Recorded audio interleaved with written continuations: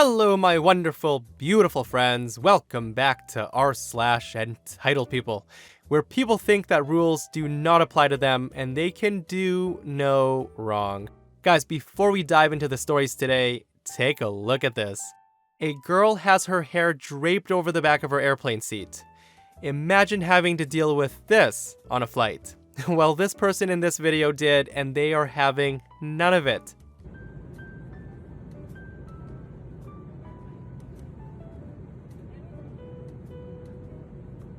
Guys, now I've never had any gum in my hair, but I'm pretty sure she's gonna have to get her hair chopped, right? Like, there's no way that gum will come out. Let me know if you think that girl got what she deserved, or did the person putting the gum in her hair go way overboard? My friends, in this episode, you're gonna hear 3 entitled stories. The first story, an entitled Karen risks her own son's life by trying to sneak him on a roller coaster. The second story, a woman calls the cops on OP because of his dog, and we'll finish up with a story where a Karen rear-ends OP's car and worries about her car more than his health. My friends, I do hope you stay for the stories today, and hit that subscribe button for future Entitled People stories. Let's dive in. So, when I was 16, I worked at the amusement park in my city. It wasn't a big one, but it wasn't a small one either. Most of our rides were aimed towards elementary school age children, though we had a few for older kids as well. Anyway, I was the rides operator, and that day, I was assigned to a ride designated for older kids. It was a mid-sized roller coaster. We had to measure the kids, and they couldn't go on if they were under the height requirements no matter what, even if they had a parent with them, because it was a ride that only had a bar that went across your stomach, so someone too small could easily slip out and fall off. Karen and her entitled brat are in line, and I can already tell the kid's gonna be too short to ride without even having to measure him. He's pretty far back, so I know it's gonna be 1 or 2 runs before he makes it on. So after I'm done loading, I walk over and tell Karen that her kid looks to be too short for the ride, and that they should go try the smaller version of it on the other side of the park. She looks at me with the dirtiest stare ever and just says, "No, we're gonna wait here." Now, I have to run my ride because I need to meet certain times, so I don't argue. Time goes by and she's finally at the start of the line. I get her kid to stand up against the board, and of course, he's like 6 inches shorter than the height requirements. I said, "I'm sorry ma'am, but your child is too short to ride the ride. I would recommend going over to the smaller version near the entrance of the park though." And she says, "No, it's fine.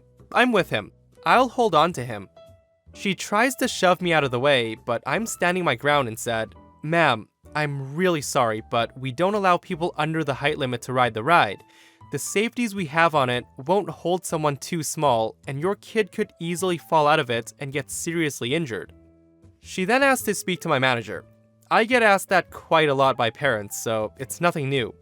I give them a call and tell her to wait on the side while I load my ride. She gets very offended, saying she shouldn't have to wait longer for her kid to ride the ride because I couldn't do my job. And at this point, I just kind of ignore her and move on. The ride runs, and my team lead gets there and talks with her.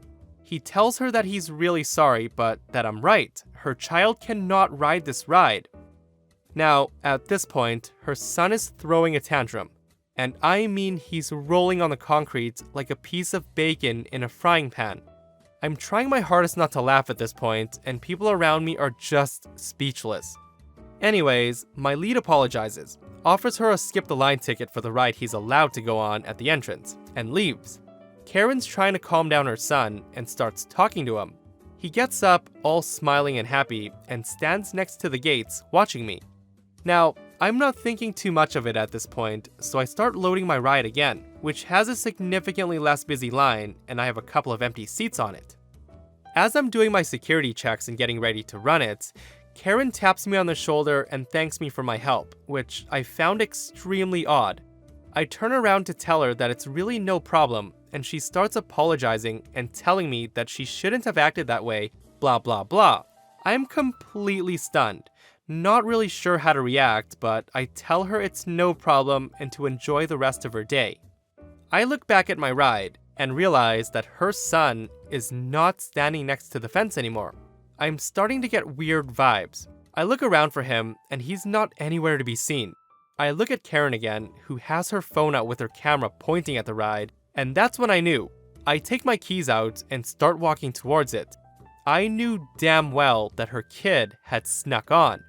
Karen starts panicking, asking me what I'm doing and why I'm not running the ride. I completely ignore her and walk to the back of the ride, and lo and behold, her son is sitting there, and his face is as white as a ghost when he sees me. He didn't have the bar properly locked at all, and would have flown right out during the ride. Now I'm mad, and I mean mad.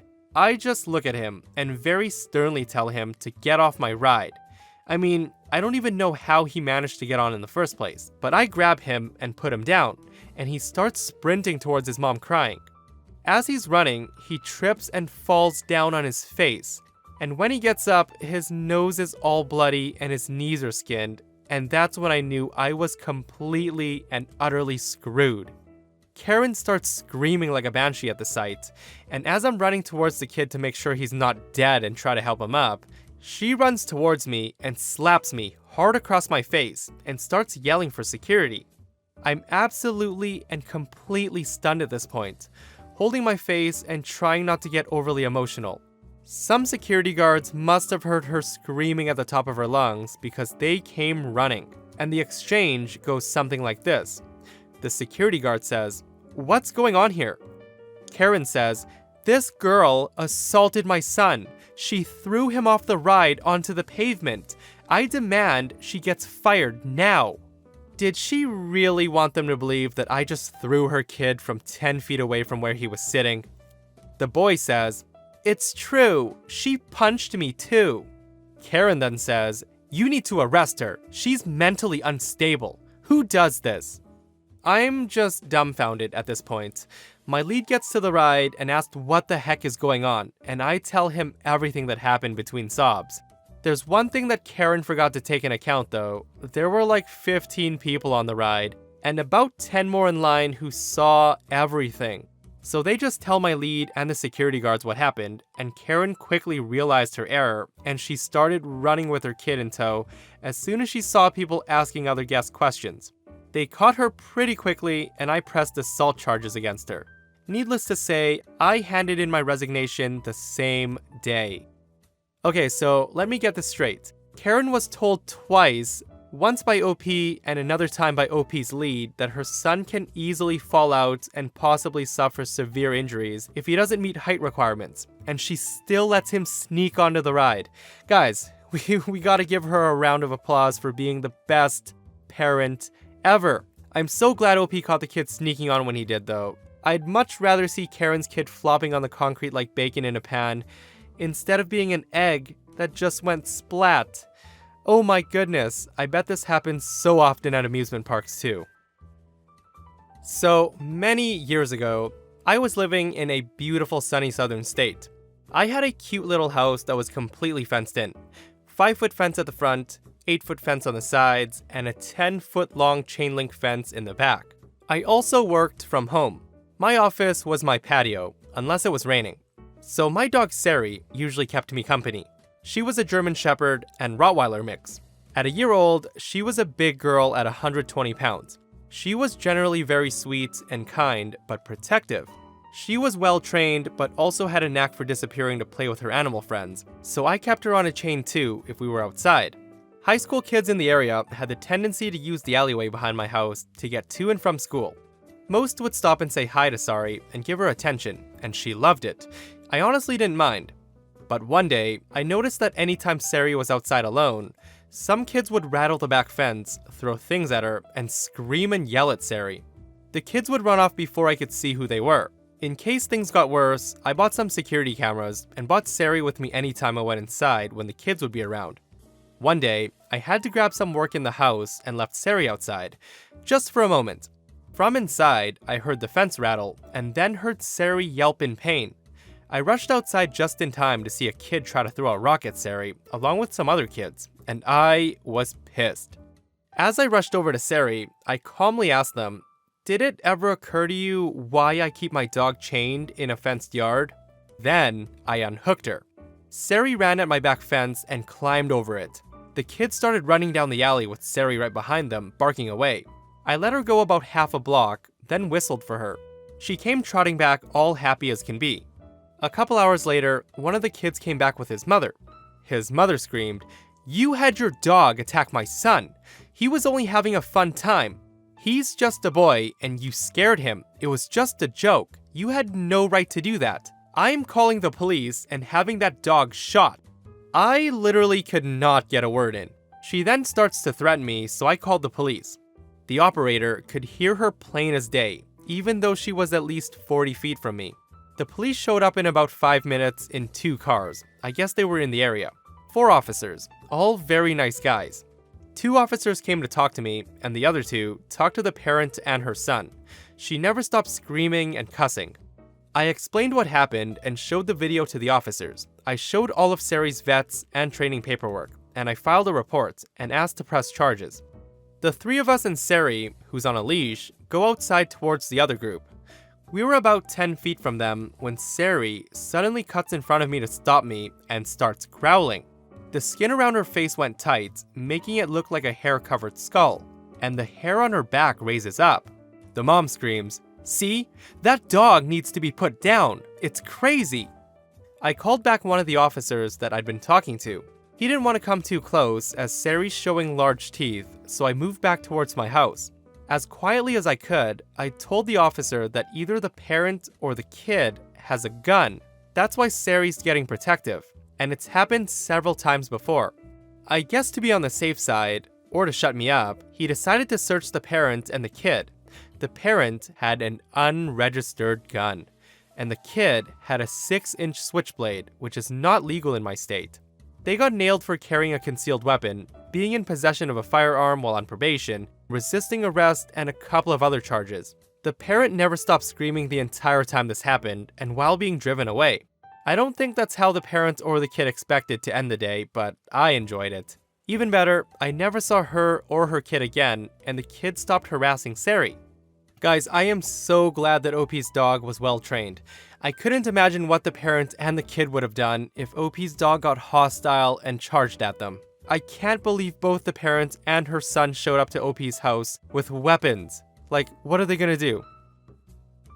So, today, I was stopped at a red light. Totally stationary. Not moving one bit. Not even pumping my brakes to inch up. Nothing to imply movement. Then enters Karen. Karen slams into the back of my car.